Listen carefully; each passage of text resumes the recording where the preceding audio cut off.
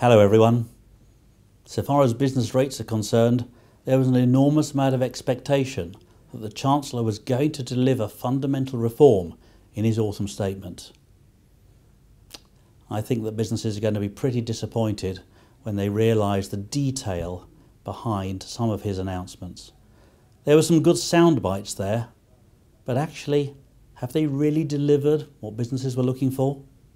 So different really from last year when there wasn't a huge amount of expectation, but we got some quite good news stories from the Chancellor. For the first time ever last year, you may remember, he capped the UBR increase at less than the inflation rate. That was great news. He gave a discount of £1,000 for retail and food and drink properties with rateable values below £50,000. He launched a review of business rates administration. This was real action, and it was seen as a response to all of the criticisms from so many business organisations about the rating system. And here we are a year on, and this year's autumn statement, when with even more pressure from business organisations, surely the Chancellor was going to respond. The press in the morning of the autumn statement was clear. There was going to be a fundamental review of the structure of business rates. One of the newspapers even said the rating system was going to be scrapped. And whilst there was some good news that came out of the autumn statement, I think really a bit of disappointment. It was oversold, and what we got, probably on proper and careful analysis, won't be of huge satisfaction to most of the business organisations. Let's analyse, let's have a look at what was said both at the dispatch box and also what has come out of study of the papers that are presented and prepared and delivered alongside the autumn statement. The short-term issues, what's going to happen next year, 2015-16? Well, firstly, the Chancellor has followed suit, and he has again agreed to cap the UBR increase at 2%, not the RPI level, the Retail Prices Index of last September, which was 2.3%. So it's a modest shift. Instead of it going up by 2.3%, the UBR will go up by only 2%. Yes, that's a help, but not a substantial one. And especially when you discover that the supplement which is paid by large properties in order to fund the Small Business Rates Relief Scheme is going to be going up, and it goes up by exactly the same amount that the cap on the increase will benefit those same businesses. So actually this is sleight of hand, giving with one and getting good political spin from it, but actually taking away with another hand. What is a benefit is that the £1,000 discount, which was announced last year as going to be lasting for 2 years for those retail and food and drink premises, well, he's increased that. That's going to be £1,500 next year. So that's a good news story. And the Small Business Rates Relief Scheme, which benefits many of the SMEs in the country, well, that is going to be continued for another year.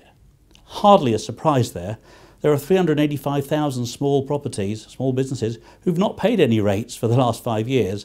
And surely, as the election approaches, no Chancellor was going to send a bill to all those businesses who haven't received them for 5 years. So that was really expected.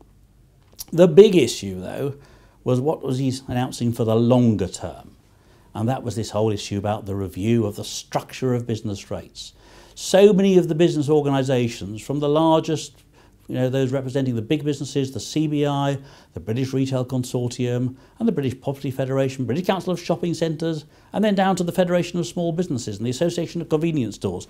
They've all been calling for a fundamental review of the business rating system, primarily because the burden is too high, the cost is too great, but also the system just doesn't respond appropriately and quickly enough to changes in the state of the economy. And so this fundamental reform of the structure, well, that was really going to be extremely good news if the Chancellor announced it. And he did, but with a major caveat. And that caveat is that following the reform, there will be no reduction in the overall take from business rates. So why is that any different to the review of business rates administration that he announced last year, and for which we are still awaiting government's response, although it is promised to come in December? Well, I don't know the answer to that question, and that's because the terms of reference for the review of the business rate structure hasn't yet been revealed. I mean, I've been very actively involved with Treasury, DCLG and the Valuation Office Agency on the review of business rates administration. And I hope to be similarly involved on the review of the structure, and so therefore I can represent the views of Gerald Eve's clients to the review team. We will have to watch this space. Other changes which are coming around the corner, again, we're going to have some further discussion and consultation about some of these issues, is changes to the appeals system. In the longer term, the government says this is about transparency, the sharing of information, making the system clearer. But also what they're doing is curtailing appeal rights. And so any appeal which a ratepayer wants to make in order to cover the period between 2010 and 2015, those appeals are going to have to be submitted before the 31st of March 2015. Otherwise, any appeal made will not be backdated to that period. Again, further detail no doubt to come on that, and we're going to have to watch this space. And there are a number of other less important announcements that were made by the Chancellor in the autumn statement, but nonetheless we're going to have to keep a close eye on those. As always, the devil is going to be in the detail, and we don't have the detail yet. But keep tuned to my Twitter feed, and as more information comes out from the government, I'll do my best to keep you posted. Cheers.